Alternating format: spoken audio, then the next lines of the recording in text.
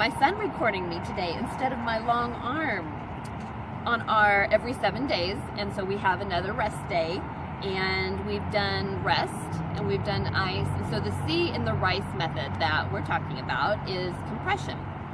So compression is usually rest on the go. In other words, we wrap a muscle, and that's why I have this thing, is we wrap a muscle or a joint, and it supports it so we can kind of stay active and allow the healing to happen. And so that support that is given is what I want to talk about as far as how you can rest on the go in your spiritual life. And it's giving a boundary. So just like this gives sort of a boundary within the healing that is happening and the support, I want to talk about putting boundaries in your life and how that's going to give you more rest and just more freedom in your walk. So those boundaries could be anything, whether it's in your dating life or setting your new goals for a new year. You want to have a perfect diet, you want to exercise every day, you want to quit smoking and drinking and treat, have higher goals. When you set your goals too big, and sometimes we just end up failing. And whereas when we set boundaries, it's more of a healthier approach.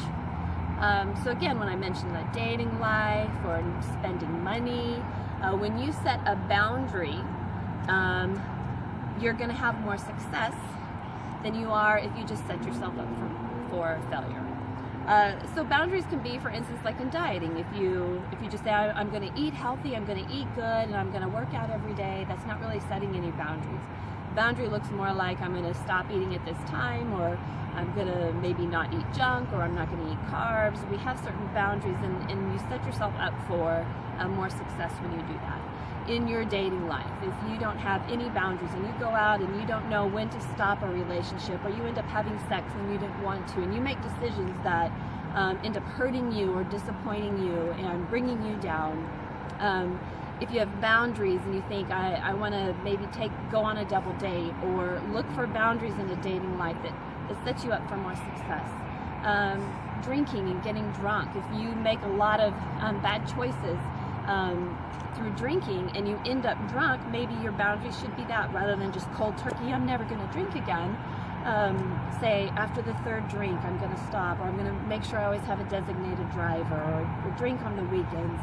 Those are called boundaries, and that gives you support to practice your fruits of the Spirit, and it supports you rather than being compressed too tight. And the thing about boundaries is the enemy is going to want you to fail. And so when you don't fulfill, or you step over your boundaries, or we all been there where we have a diet plan and we fail, or we just didn't stay within our boundaries, the enemy is going to tell you you're a failure, or you're going to question your Christianity. Whereas God is He's there for you to catch you and give you the grace if you are struggling within your boundaries. So your part is setting the boundaries in your life, and that's going to bring you rest as you can trust God that He loves you and gives you grace as you are working on the fruits of the Spirit and the armor.